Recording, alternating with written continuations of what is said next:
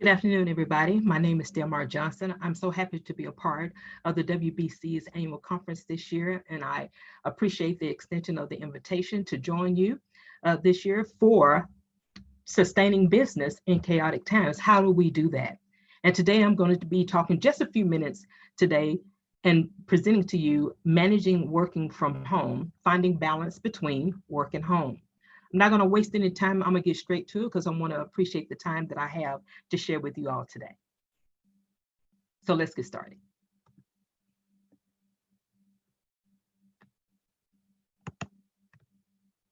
So we're going to cover three things today. One, steps to take for yourself. Number two, steps for your family and friends. And number three, I'm going to round it out with some steps employers can take when they're managing remote workers. So we know without a doubt the world has changed and normal has left the building.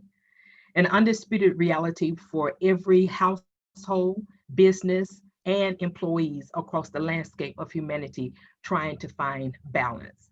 We have entered into a new dimension of normal. But according to the Gallup panel data, as of mid-April, the remote worker population had leveled off at 62%. That's a large percentage when you think about all of the working age individuals that are out in the workforce right now. So 62%, it had leveled off about 6 months ago. Finding the balance between working and home can be challenging. We all know that, but it's not impossible when you have the right boundaries in place. Now, statistics tells us there is no need to fear the new normal, okay, quotation marks, the new normal. According to workspace provider IWG, 85% of businesses confirm that productivity has increased in their company because of greater flexibility. And flexibility has always been something that employees have wanted. Now, the flexibility came on the heels of a pandemic and issues that are going on in the world right now. However, the productivity and having the flexibility to do that after we've all adjusted to remote working, whether that's in our business, in the corporations or organizations that we work in, we've gotten more used to it over the last 6 or 7 months, and productivity is still high, which is a good thing. So we don't necessarily have to fear this new normal. So let's jump into the first point I wanted to cover. Steps to take by yourself. These are things that you need to take accountability for and do for yourself to set you up for success as a remote employee. And these are going to be very practical steps. The first step is follow a schedule. Now, that may not be so easy in your household, but in order to have a level of productivity for yourself every day and to be more organized, following a schedule is definitely one of those practical steps that will benefit all of us. Those of us who've been working remotely for a while and still adjusting, still pivoting and shifting how we need to, and those of you all that may be a little newer to the remote working environment. So follow a schedule. Create a start and an end time for your day, and create flexibility in between there, which we're going to talk about right now. So follow a schedule, set up a start time and an end time. Take your most challenging task and attack those where you have the highest energy of the day, and it's the peak time of how you get things done during the day. All right. So take your toughest challenges first and then kind of wind down on those things that you can kind of knock out toward the end of the day. Another thing you want to do is actually design an office. That office space could be in the corner of your bedroom. That office space could be in an empty room that you hadn't used in a while, or maybe a room that's, you just kind of throw some junk in there. We all have a junk room in our home, right? Throw some junk in there, but you can clean it out, straighten it up, organize it so it can be more fluid for how you're needing to work in your office. Again, whether you are a business owner or you're still in corporate America, being able to find those spaces in your home and actually designating that spot where you're going to work every day, following the schedule that you've made from point one, all right? So you want to design an office space that is conducive to how you work and that is comfortable for you. Another thing you want to do is change clothes. Now, I'm sure I'm not the only one that's guilty of, putting on the top and then maybe having pajama bottoms on. All right. But I don't know how many of you all saw that gentleman that was on a uh, news outlet not too long ago, earlier in the season of this year. And he did not put on any pants. He had on a jacket, a shirt, and a tie, got through the interview. And before he got off, I guess he repositioned himself and it hit the viral internet streets where he didn't have on any bottoms. So at least if you have on pajama bottoms, you're doing good. But I suggest that you actually change all of your clothes to really create the kind of energy that you need as though you were in the office. Limit distractions. Now, that's not always easy because there's a lot of distractions that are going on. Some of you all have school-age children, right? Some of you all may be living by yourself or just with you and your spouse or your significant other. But you want to limit the distractions of social media, being on the internet too much, watching too much TV, Netflix and chill, so you want to get to a point where you're limiting the distractions, especially during your prime working hours. In the evening time, we kind of relax ourselves, kind of chill out a little bit in the evening. But during your work hours, make sure that you are limiting your distractions. Then, of course, take breaks. Take breaks.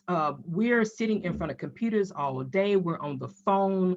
We're sending messages. The phone is ringing off the hook. We're having meetings. All kind of things are going on. But at some point, it's going to be important for you to take a break during those working hours. Maybe I'm by myself in saying this, but a lot of times my working hours are in the evening because I am an entrepreneur, full-time entrepreneur. So I can separate my time, those working hours in the daytime, and then I have evening hours that I also work before I close everything down for the day. It doesn't always work with having as many breaks as I would like, but it's important to actually incorporate those breaks, 1 or 2 breaks during your high energy time of the day that you're really pumping out work. But at some point, maybe have a cup of tea, step outside and get some natural vitamin D from the sun, and just stand there and just absorb the beauty of the day, just to re-energize yourself, to kind of loosen up a little bit, kind of stretch and everything.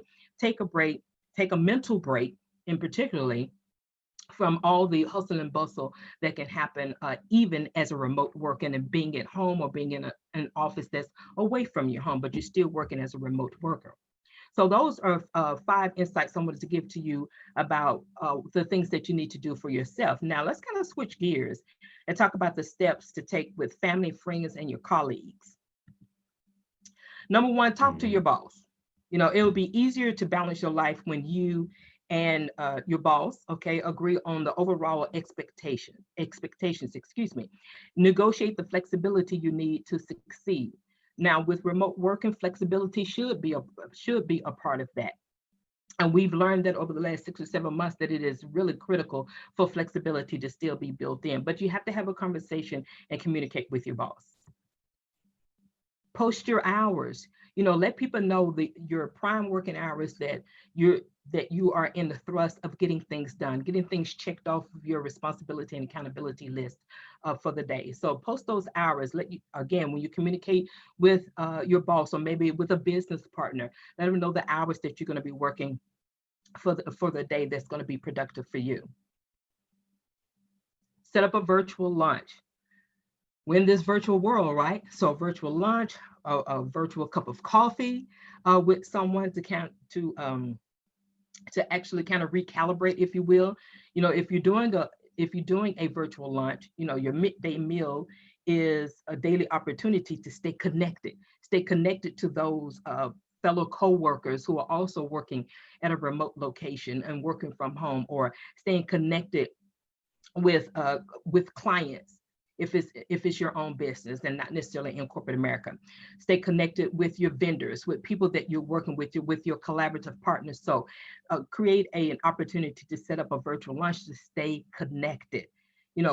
We're in a technologically advanced world. We're in this virtual world. So staying connected obviously has gotten much easier, even though we're missing a lot in many ways working remotely. We're missing, the human to human connection, but the technology allows us to at least see each other's faces, hear each other's voices, and stay connected in that way. So set up a virtual lunch or a virtual coffee when you're able to. Remain visible.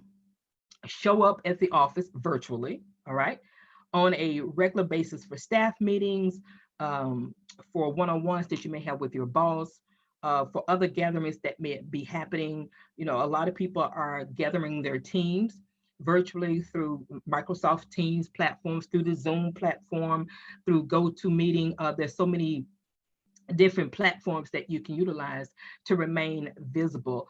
Just because you're remote, obviously there's going to be times that you won't be visible because you got your head down, you're trying to get things off of your work list for the day. But when it's time to be visible, when it's time to have a staff meeting, get dressed, all right, be presentable on camera.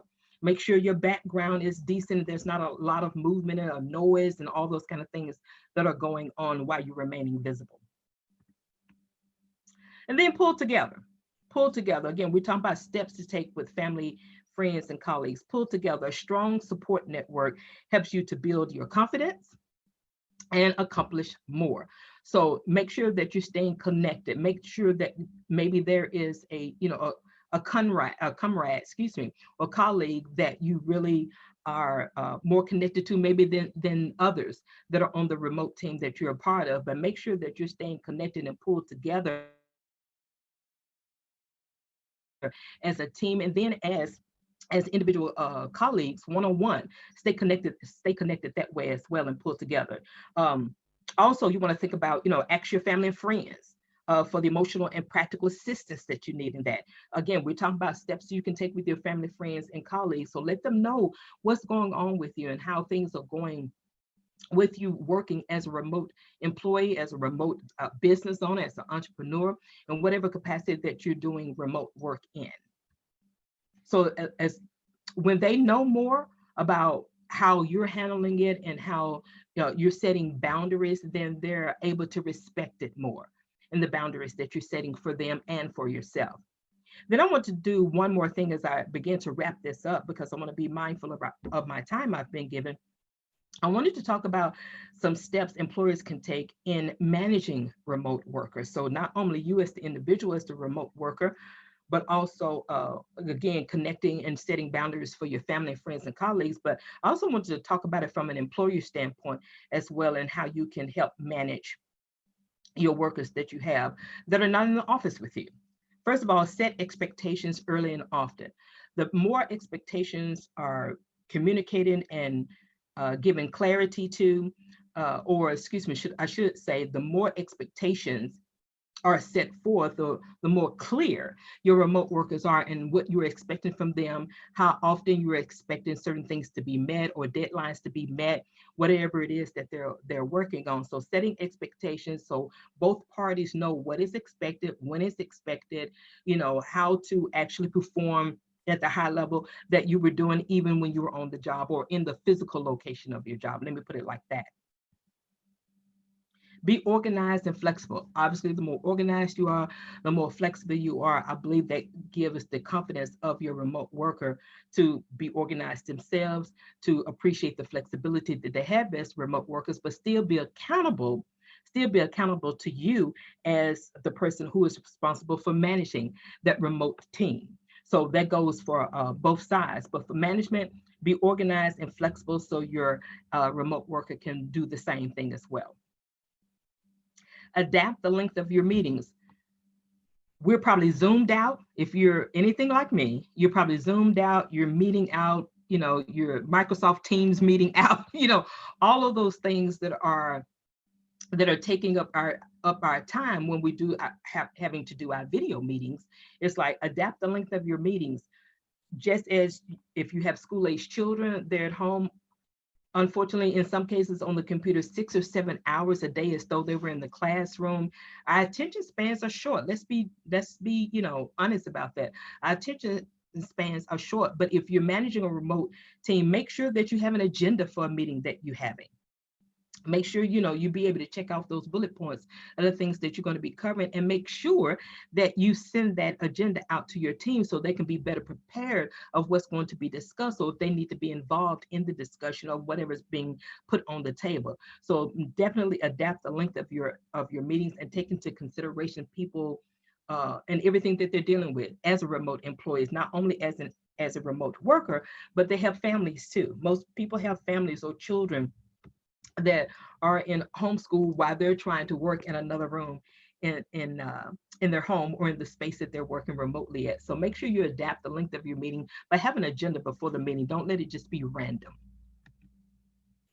Track your workers' progress. Make sure, again, you're staying in contact with your remote worker and they're able to give you feedback, via email, via video chat with them one-on-one about where they are in getting things done and getting things checked off their list of responsibilities that they've been given as part of whatever they're doing in their job.